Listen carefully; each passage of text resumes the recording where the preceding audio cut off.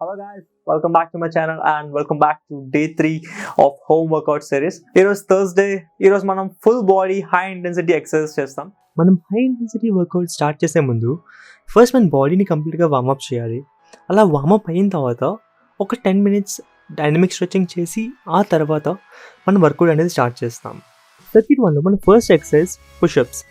మనం push-ups 30 seconds చేస్తాం. 30 secondsలో మీరు ఎన్ని పుషప్స్ అయినా చేయొచ్చు. కాకపోతే 30 seconds మన బాడీని వర్కింగ్లో ఉంచాలి. ఇఫ్ అట్ ఆల్ మీకు నార్మల్ పుషప్స్ రాకపోతే మీరు వాల్ పుషప్స్ ట్రై చేయొచ్చు ఆర్ నీ పుషప్స్ ట్రై చేయొచ్చు. అంటే మీ లెవెల్ బట్టి మీరు ట్రై చేసుకోవచ్చు. ఇలా పుషప్స్ 30 seconds చేసిన తర్వాత ఒక 30 seconds రెస్ట్ తీసుకొని మనం 30 seconds స్క్వాట్స్ చేస్తాం. సో ఫస్ట్ ఎక్సర్సైజ్లో మనం అప్పర్ బాడీ ట్రైన్ చేసాం కదా. సో సెకండ్ ఎక్సర్సైజ్లో మనం లోవర్ బాడీని టార్గెట్ చేస్తున్నాం. ఈ లోవర్ బాడీని టార్గెట్ చేయడానికి మనం ఇప్పుడు స్క్వాట్స్ చేస్తున్నాం. ఇఫ్ అట్ ఆల్ మీకు నార్మల్ స్క్వాట్స్ రాకపోతే మీరు చైర్ స్క్వాట్స్ ట్రై చేయొచ్చు. స్క్వాట్స్ చేసినప్పుడు మీరు ఇంపార్టెంట్గా నీస్ ముందు ట్రై చేయకుండా గ్లూట్స్ బ్యాక్ అయ్యేలాగా ఎగ్జాక్ట్ ఫామ్లో చేయండి. సో ఇలా స్క్వాట్స్ 30 seconds చేసిన తర్వాత ఒక 30 seconds రెస్ట్ తీసుకొని ఇప్పుడు మన కోర్ మజిల్స్ని టార్గెట్ చేస్తాం. కోర్ మజిల్స్ని టార్గెట్ చేయడానికి ఇప్పుడు మనం 30 seconds ఆఫ్ షోల్డర్ ట్యాప్స్ చేస్తాం. సో ఇలా 30 seconds షోల్డర్ ట్యాప్స్ అయిన తర్వాత ఒక 30 seconds రెస్ట్ తీసుకొని మనం మళ్ళీ పుషప్స్ చేస్తాం. సో 30 seconds పుషప్స్ చేస్తాం, 30 seconds రెస్ట్ తీసుకొని 30 seconds ఆఫ్ స్క్వాట్స్ చేస్తాం. సో 30 seconds రెస్ట్ తీసుకొని 30 seconds ఆఫ్ షోల్డర్ ట్యాప్స్ చేస్తాం. సో 3 exercises 2 times కంటిన్యూస్గా అయిన తర్వాత ఒక 60 to 90 seconds రెస్ట్ తీసుకొని మనం సర్క్యూట్ 2కి మూవ్ ఆన్ అవుతాం. సర్క్యూట్ 2లో మన ఫస్ట్ ఎక్సర్సైజ్ బ్యాక్ రోయింగ్స్. ఇప్పుడు మనం 30 seconds ఆఫ్ బ్యాక్ రోయింగ్స్ చేస్తాం. ఎన్ని రెప్స్ చేయాలి? ఎన్ని రెప్స్ అయినా పర్లేదు, మీరు ఎన్ని రెప్స్ చేసినా పర్లేదు. 30 secondsలో మీకు ఎన్ని రెప్స్ వస్తుందో అన్ని రెప్స్ ట్రై చేయండి. కాకపోతే 30 seconds మన బాడీని వర్కింగ్లో ఉంచడానికి ట్రై చేయండి.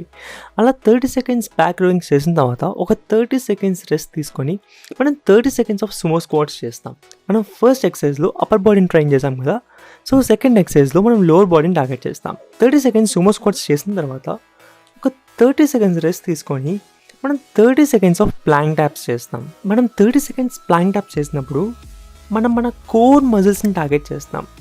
ఇలా 30 seconds ప్లాంక్ ట్యాప్స్ చేసిన తర్వాత ఒక 30 seconds రెస్ట్ తీసుకొని మళ్ళీ మనం ఫస్ట్ ఎక్సర్సైజ్ నుంచి స్టార్ట్ చేస్తాం.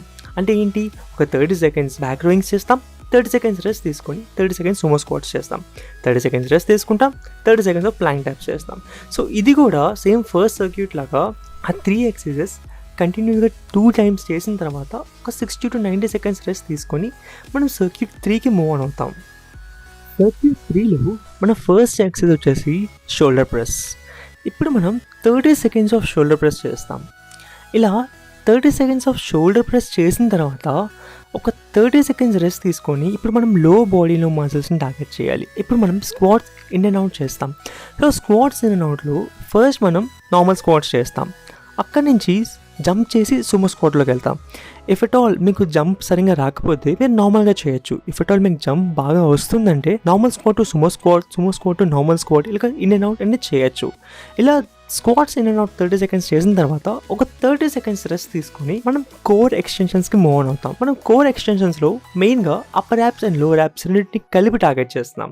సో ఇఫ్ అట్ ఆల్ మీరు ఈజీగా చేయగలుగుతున్నారు అంటే లెగ్ కంప్లీట్గా ఎక్స్టెండ్ చేసి ఆ తర్వాత కాంట్రాక్ట్ చేయండి. అలా చేయలేకపోతుంటే మీరు లెగ్ని 90 degreesలో ఉంచి కూడా చేయొచ్చు. సో ఇక్కడ మన అప్పర్ యాప్స్ కాంటాక్ట్ అవ్వాలి, అట్ ద సేమ్ టైంలో మన లోవర్ యాప్స్ కూడా కాంటాక్ట్ అవ్వాలి. సో ఇలా 30 seconds చేసిన తర్వాత ఒక 30 seconds రెస్ట్ తీసుకొని మనం మళ్ళీ ఫస్ట్ నుంచి స్టార్ట్ చేస్తాం. అంటే 30 seconds షోల్డర్ ప్రెస్ చేస్తాం, 30 seconds రెస్ట్ తీసుకొని 30 seconds of squats in and out చేస్తాం. అలా అది 30 seconds అయిన తర్వాత 30 seconds రెస్ట్ తీసుకొని 30 seconds ఆఫ్ కోర్ ఎక్స్టెన్షన్స్ చేస్తాం. సో ఇది మొత్తం 2 sets అయిన తర్వాత ఒక 60 to 90 seconds రెస్ట్ తీసుకొని మనం సర్క్యూట్ 4కి మూవ్ ఆన్ అవుతాం. ఫోర్త్ సర్క్యూట్లో మన ఫస్ట్ ఎక్సర్సైజ్ వచ్చేసి shoulder taps to bear taps.